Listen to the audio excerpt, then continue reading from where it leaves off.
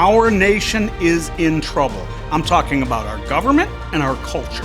And the only one answer to what we are facing is Jesus. Jesus said in John chapter 12, verse 32, and when I am lifted up, I will draw all men unto me. We need to lift up Jesus in our nation and across the world. So we will be considering the politics and cultural issues of our day in light of God's word. So today, let's consider this. Several months ago, I announced to this audience that I would be running for U.S. Senate representing the great state of Texas, challenging John Cornyn for his seat.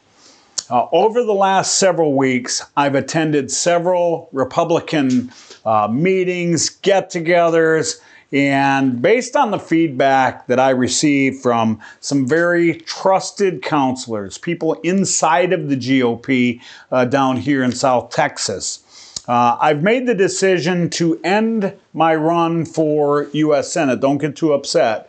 I'm ending the run for U.S. Senate, but I have filed for candidacy for the U.S. House of Representatives. So today, let's consider this. Keith Allen for Congress. So initially it was Senate. My platform hasn't changed. What I stand for doesn't change. The work I plan to do doesn't change. The only thing that changes is rather than the Senate seat, I am challenging Vicente Gonzalez down here in South Texas for Congressional District 34. The Vicente Gonzalez is a lifetime Democrat. In 2024, he barely won the seat. He barely won re-election. He ran against a Mayra Flores. Some of you may know her. He won 51% to 49%, barely 2%. And the district right now, if you look at any of the government websites that track this stuff, he's running right now as the seat is viewed as a toss-up, leans Democrat, but it is clearly a toss-up. And for those of you that follow politics, the midterms in 26, they're going to be extremely important. I mean, they're always important. And for the ruling party, in this case, the Republicans, it's always tougher for them as far as hanging on to seats in a midterm election. And this one, we're already looking at a real close Democrat-Republican split right now in the House. We can't afford to lose any, and we probably will lose a few. Hopefully we gain a few. And all eyes will be on District 34. This is one that DC will be looking at. This one will go all the way to President Trump. This seat is very, very important. Think about it. In 2026, Donald Trump will only have 2 more years left. So those last 2 years and him trying to push things through, he will need pure Republican conservatives on his side in the House and the Senate. And I can tell you this, I will be one of those. District 34 is a big district geographically. It runs almost from Corpus all the way down to the tip of Texas, down in Brownsville. And it's always been Democrat. But more and more and more, a lot of this district is going red. This is the year that I believe it will go red because I believe I'm absolutely the better candidate over Vicente Gonzalez.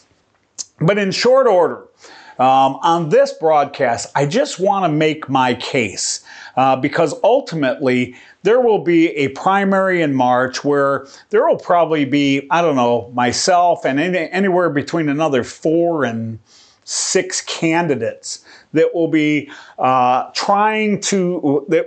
challenging each other, trying to get the Republican nomination to then go and challenge Vicente Gonzalez. I believe that person will be me.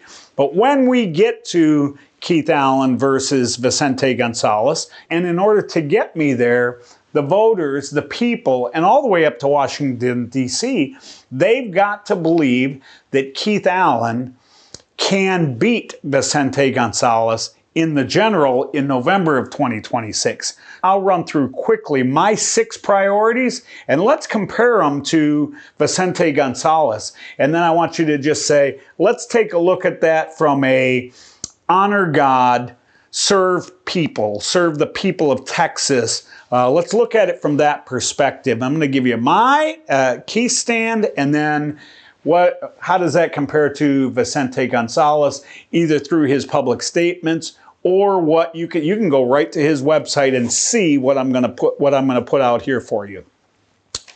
I have 6 priorities that I've listed. You can go to my website, keithallen4congress.com, and you can see these 6 priorities or issues. And it's when I talk to voters, when I talk to many of you, especially the people here in South Texas, these are the things that are on people's minds and they say are important to them, especially people of faith. And make no mistake, I am a Christian before anything else.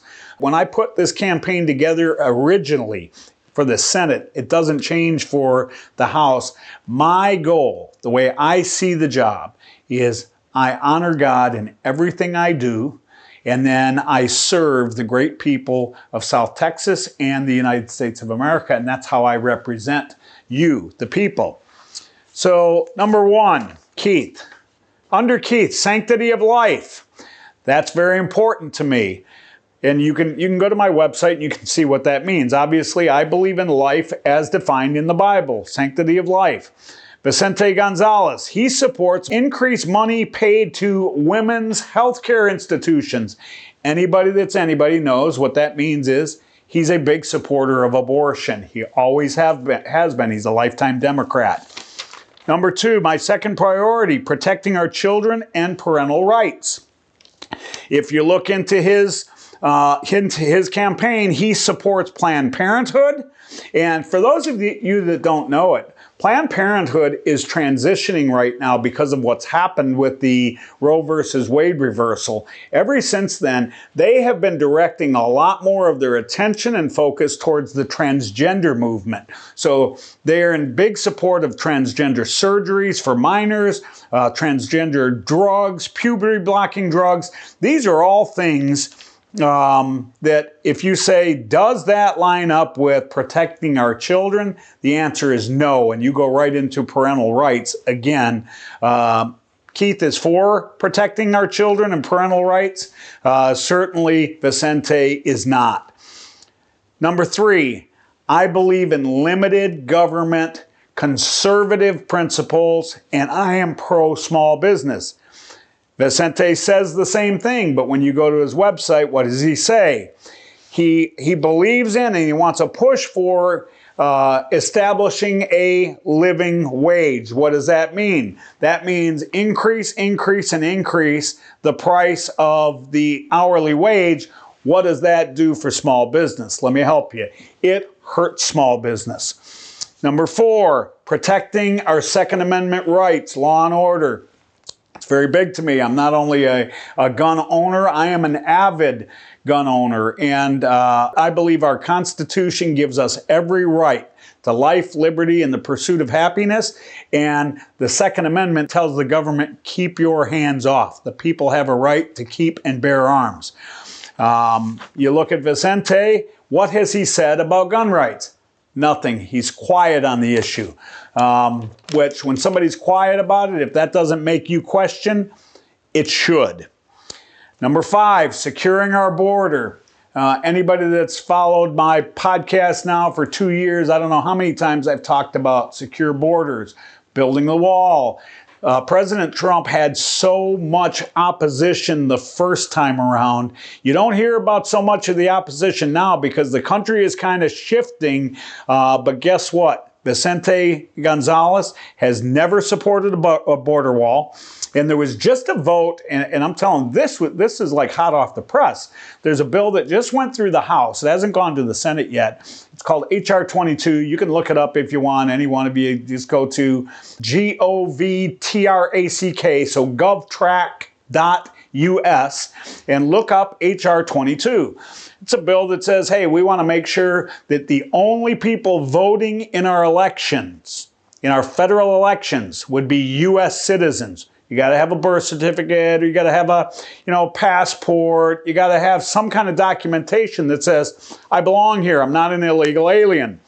Vicente Gonzalez voted no, along with all the other Democrats. And you have to ask yourself, why would any sitting member of Congress, the bill is real cut and dry. I mean, you go to it on your own time.